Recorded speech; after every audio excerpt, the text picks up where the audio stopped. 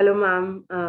We are so glad to have you with Clocr for this International Women's Day, and we are so honored to have a woman of your stature and strength with us to speak about this topic today.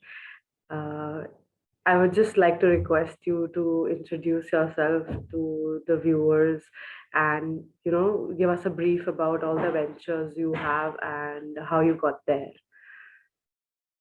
Hi, Parul. Thank you so much for inviting me. And this International Women's Day is very special.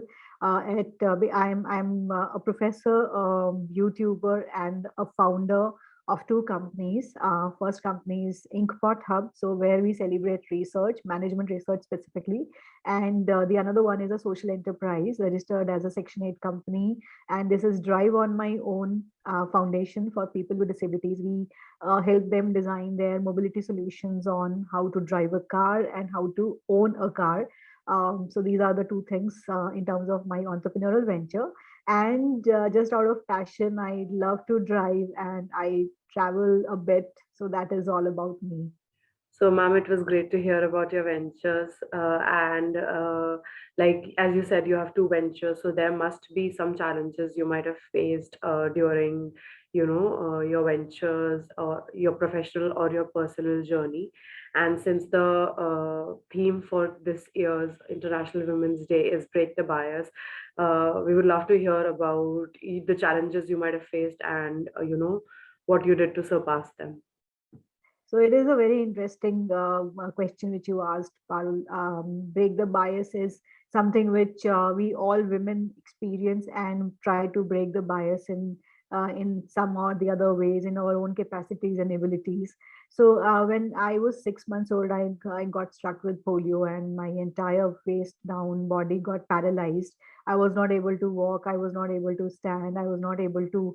So my life was more towards crawling, and then after many years I started, after having many treatments and many operations done on my body, I started hating my own body. So that was the first thing which I realized eventually in my life, that because I was hating my body, I was having this bias, this I will not be liked by anybody. And that's how society also made me think that the perfect body is around not having any stitch marks, not having a short height, not having a dark complexion, not having a fat body. So all those stereotypes impacted me a lot mentally and emotionally. And it took a lot of time for me to get out of those biases. And breaking those biases is believing in that, believing in the fact that these are just the biases or the stereotypical behavior of the other, and I should be better off in my own skin. I should accept myself first, and when I am accepting myself first, I'll be able to sustain. I will be able to survive, and I'll be happy with whatever I am and whosoever I am. So I stopped thinking about all those stereotypical behaviors and those biases, and I did not do any specific thing to break those biases. But I believe that having that belief in myself, having developing that conviction in myself, that whatever body I have, I should respect first. And then if I am respecting, it will definitely exude some kind of energy in others, that they will also respect me, and they will at least not tell all those things in front of me on my face, that you have this or those things which are not making a perfect body or a perfect woman. And I've stopped giving attention to those statements. So I think that's how I broke my own biases, to accept me as first, as whosoever I am. So I broke those biases about my own self. So that is all about breaking biases around body and body images. That was very inspiring, ma'am, and thank you so much for sharing that with us. So, talking about this Women's Day, so you must also have some dreams, right? Like when it comes to your maybe your kids, there must be some legacy that you want to leave for them. Maybe it's for your kids, for the women around you, or maybe for the whole wide world. So, if you were like, I was to ask you this question, how would you leave your legacy and what would you do for that? So, what would be your answer? So it's again a very interesting question. I take life as it comes, and initially I used to plan a lot. So in terms of my own situations, I realized that you need to have some kind of support system, and you need to lead by example. So my life is my example, or I am not going to do anything, but I am just going to do follow the right path. And in this journey, if anybody seeks an inspiration, I will be very happy if somebody says that because of you, I changed my own perspectives towards life. So that's something which I would love to leave behind me. That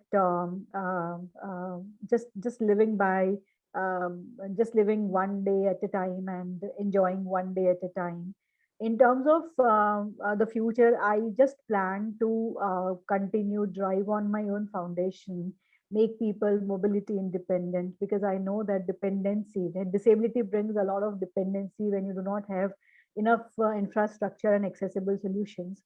So I will work around designing those solutions. That's the whole idea. If I can help anybody in this journey, I'll be the happiest person.